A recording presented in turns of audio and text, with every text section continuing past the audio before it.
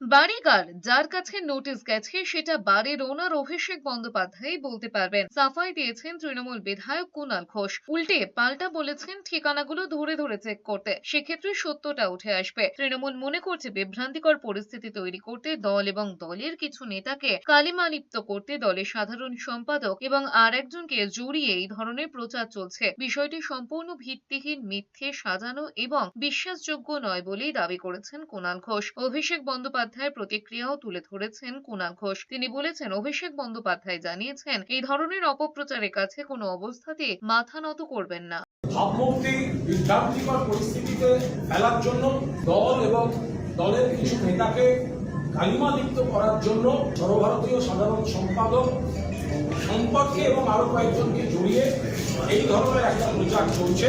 দল যেটাকে ভিত্তিহীন, false, fabricated and devoid of any credibility বলে চিহ্নিত করছে। অভিষেক বন্দ্যোপাধ্যায় বক্তব্য যে তিনি এই ধরনের অপপ্রচারের কাছে মাথা নত করবেন না। এবার কার কতগুলি আছে সেখানে কোনো নোটিশ গেছে কি যায়নি এগুলো আমাদের দুজনের কারোর পক্ষে জানা সম্ভব না। যাকে কেন্দ্র করে তিনি বা তার কোনো আইনজীবী বলতে পারেন।